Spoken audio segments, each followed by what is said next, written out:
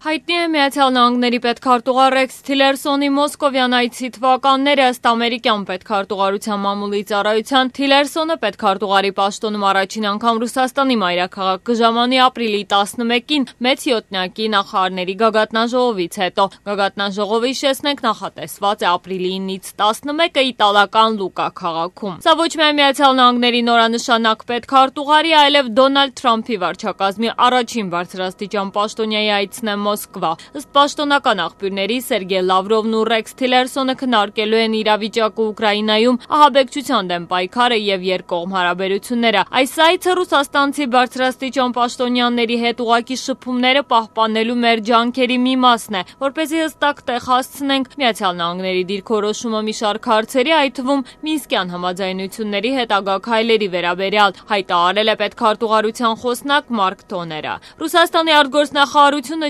չորեքշաբթի օրը հրապարակած հայտարարությունում իր հերթին նշել է ուկրաինական հարցը անուշադրության չի մատնվի, մեջբերում Կիևի կողմից Մինսկյան համաձայնություններով ստանձնած պարտավորությունների կատարման շեշտադրմամբ։ Ռուսական կողմի փոխանցմամբ Թիլերսոնն ու Լավրովը քննարկելու են նաև սիրիական, պաղեստինյան, աֆղանական եւ մի շարք այլ երկրների հակամարտություններ։ Ռեքս Թիլերսոնը Մոսկվա կմեկնի մի ժամանակաշրջանում, երբ ամերիկյան պատկան ծառայությունները հետաքննում են նախագահական ընտրարշավի ամիսներին ռուսական հաքերային գրողների, ինչպես նաև Թրամփի թիմակիցների եւ ռուս պաշտոնյաների հանդիպումների հանգամանքները։ Դոնալդ Թրամփը նախընտրական շրջանում գովեստով է խոսել Ռուսաստանի նախագահի մասին եւ հավաստիացրել, որ հաղթանակի դեպքում հստակ քայլեր կձեռնարկի Մոսկվայի հետ հարաբերությունները բարելավելու ուղղությամբ։ Չնայած դրան, երկու առաջնորդների հնարավոր հանդիպման օրակարգի, ժամկետի կամ վայրի մասին որևէ հստակ պայմանավորվածություն չկա։ Իսկ պետքարտուղար Թիլերսոնը եւ նոր վարչակազմի բարձրաստիճան այլ պաշտոնյաներ արդեն հրապարակավ կոշտ հայտարարություններ են արել Կրեմլի հասցեին։